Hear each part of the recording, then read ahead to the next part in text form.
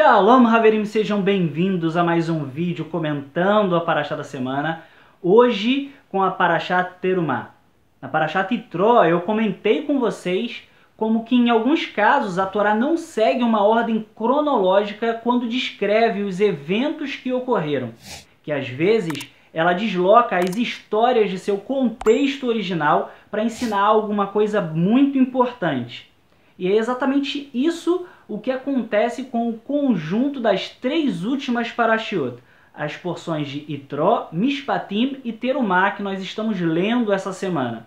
Na verdade, os eventos que estão registrados aqui na nossa parashá acontecem depois da descida de Moshe Rabbeinu do Monte Sinai, depois do episódio do bezerro de ouro, que nós vamos ver daqui a 2 porções no livro de Shemot, depois do juízo divino sobre Israel e do pedido de Moshe a Hashem para que perdoasse o povo e continuasse conduzindo-os até a terra prometida. Mas então por que essas 3 porções foram colocadas juntas na Torá? O que nós podemos aprender disso? Pois bem, há um padrão educacional na ordem em que essas parashiot aparecem na Torá. A Parashat Itró estabelece para nós as linhas gerais, os parâmetros da vida moral de acordo com a vontade de Hashem. Já a porção de Mishpatim, que nós lemos na semana passada, ela lida com os detalhes, ou seja, com a aplicação cotidiana da vontade divina no mundo. E a Parashat Terumá? Na nossa Parashá, nós aprendemos como podemos transformar o físico em espiritual. Como nós podemos converter objetos físicos como ouro, prata, bronze, madeira, tecidos em santidade através da construção do Mishkan, o tabernáculo, o santuário portátil que eles transportaram através do deserto e que é uma figura, uma imagem da criação do mundo. Ou seja, o Mishkan ilustra para a gente a parceria entre o Criador e o ser humano. O tabernáculo exigiu esforço e recursos humanos para sua construção. As pessoas tiveram que, por vontade própria, doar material de grande valor e mão de obra de grande talento para que esse projeto grandioso ficasse pronto. Esse fato, por si só, evidencia a relação entre Hashem e Israel. Mas há um texto no livro dos Salmos que ilustra bem melhor isso. Terrilim 121, versículo 5, diz o seguinte: Adonai tzilha aliad yemineha. Hashem é a sombra da tua mão direita. Ou seja, quando um ser humano move a sua mão, a sombra que é produzida se move junto com ela. Assim também, se houver um movimento de bondade, espiritualidade, de devoção a Hashem por parte de nós aqui no mundo inferior, haverá também uma resposta proporcional no mundo celestial acima. Hashem é a sombra da nossa mão. Desse modo, as nossas ações e comportamentos aqui na Terra, sejam bons ou maus, provocam um movimento e uma resposta do céu. Rabbeinu Yehoshua de Natzrat, o nosso grande Mashiach, ensinou o seguinte: em verdade, eu vos digo, amem aos que se opõem a vós, bendigam aqueles que vos amaldiçoam, pratiquem o bem aos que vos odeiam, e orem pelos que vos maltratam e vos perseguem, a fim de que vocês sejam filhos do vosso Pai Celestial.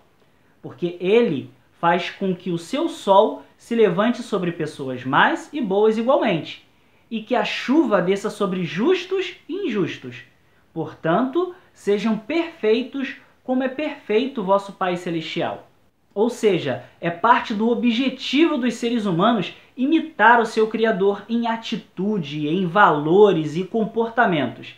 É por esse motivo que somos ensinados aqui que as instruções que nos foram dadas para a construção do Mishkan, suas dimensões e utensílios, correspondem exatamente ao templo celestial que Moshe Rabbeinu viu nos céus.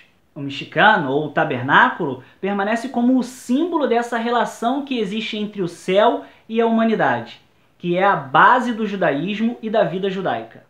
Assim que nós lemos as linhas de abertura da Parashat Terumá, nós percebemos uma mudança drástica do intenso drama do Êxodo, com os seus sinais e eventos prodigiosos, para uma narrativa longa e detalhada de como os filhos de Israel construíram o tabernáculo. E a questão fica ainda mais intrigante quando nos damos conta de que o Mishkan não tinha uma qualidade permanente na vida espiritual dos filhos de Israel.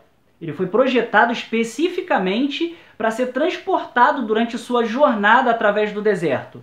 Mais tarde, nos dias do rei Shilomo, do rei Salomão, com base na Torá, ele foi substituído pelo Templo de Jerusalém. Por que então a Torá se ocupou tanto com uma construção que não foi projetada para durar? E mais, o que nos chama mais a atenção é o fato de que a história da construção do Mishkan faça parte do livro de Shemot.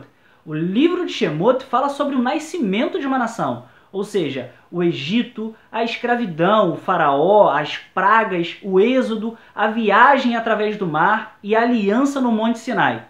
Todas essas coisas se tornaram parte da memória coletiva do povo de Israel. Já o Mishkan, o santuário onde os sacrifícios eram oferecidos, o mais certo era que ele fizesse parte do livro de Vaikra, também conhecido como Torat Kohanim, o livro das coisas sacerdotais, que também é conhecido como Levítico em português, pois ele trata quase que exclusivamente das coisas relacionadas à tribo de Levi, de onde vinham os sacerdotes. Enfim, parece que não há nenhuma conexão entre o Mishkan e o Êxodo. Então por que a Torá traz a construção do Mishkan aqui e não no livro de Vaikra? A resposta, creio eu, é bastante profunda, e eu explico. Como eu havia dito na primeira porção do livro de Shemot, a transição do livro de Bereshit para Shemot, do Gênesis para o Êxodo, fala sobre a mudança de família para a nação. Ou seja, quando os israelitas entraram no Egito, eles eram uma única e extensa família. No momento em que eles estão saindo, eles haviam se tornado um povo de tamanho considerável, dividido em 12 tribos, além de uma multidão de companheiros de viagem que saíram junto com eles, conhecida como Rav Erev, a multidão mista. O que os unia era a história e o destino. Todos eram pessoas de quem os egípcios desconfiavam e que haviam escravizado. E quando lemos o livro de Shemot, percebemos que o que acontece com o povo judeu é exatamente o que acontece frequentemente no caso de pessoas que foram privadas de sua liberdade por muito tempo. Elas são extremamente passivas e facilmente movidas a reclamar ou pela reclamação. Os dois casos muitas vezes andam juntos. Sendo assim, por isso vemos que eles normalmente esperavam que alguém, no caso Moshe ou o próprio Hashem, fornecesse a comida, água, que os guiasse em segurança e os levasse para a terra prometida. A cada dificuldade que aparecia diante deles, eles se queixavam, reclamavam. Eles reclamaram quando o primeiro pedido de Moshe ao faraó falhou, dizendo o seguinte, que Hashem olhe para você e julgue você. Você nos fez detestáveis ao faraó e aos seus funcionários. Você colocou uma espada nas mãos deles para nos matar. Diante do mar, eles reclamaram de novo como está registrado. Eles disseram a Moshe, foi porque não havia sepulcros no Egito que você nos trouxe ao deserto para morrer? O que você fez para nós, nos tirando do Egito? Não falamos a ti no Egito, deixe-nos em paz, deixe-nos servir aos egípcios. Teria nos sido melhor para nós servir aos egípcios do que morrer no deserto. Depois da divisão do mar, a Torá nos diz que quando os filhos de Israel viram a mão poderosa de Hashem contra os egípcios, o povo temeu a Hashem e acreditou nele e em Moshe. Mas depois de apenas 3 dias, eles estavam reclamando de novo. Não havia água. Então Hashem foi lá e deu água para eles. Quando tinha água, mas a água não tem gosto bom. Aí não tinha comida. Então eles falaram, quem nos dera tivéssemos morrido pelas mãos de Hashem no Egito. Lá nós sentávamos perto das panelas de carne e comíamos toda a comida que queríamos. Mas vocês nos trouxeram a esse deserto para morrer de fome. A reclamação foi tanta que o próprio Moshe, cedo, já estava dizendo, o que eu vou fazer com essas pessoas? Eles estão quase prontos para me apedrejarem. Enfim, Hashem realizou sinais e prodígios em nome de todo o povo, os tirou do Egito, dividiu o mar para eles, deu água, deu comida, literalmente, que caía do céu, e mesmo assim, eles não eram coesos como uma nação. Eles eram um grupo de indivíduos relutantes e incapazes de assumir a responsabilidade de agir coletivamente. Ao invés disso, eles preferiam reclamar de tudo.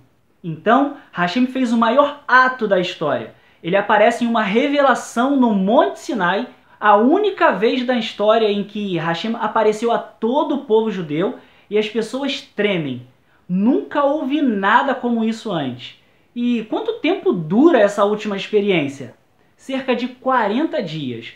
Logo em seguida, o povo faz um bezerro de ouro e estão decididos a voltar para o Egito. Se os milagres, a divisão do mar e a revelação do Monte Sinai não foram suficientes para transformar os filhos de Israel em uma nação, o que seria? Não existem milagres maiores do que esses. Foi aí que Hashem fez a coisa mais inesperada. Ele fala com Moshe para falar com as pessoas e instruí-los a contribuir, para que eles dessem algo próprio deles, seja ouro, prata, bronze, seja lã ou pele de animal, seja óleo ou incenso, ou ainda sua habilidade ou seu tempo, para que eles pudessem construir uma coisa juntos. Um lar simbólico para a presença de Hashem, um tabernáculo.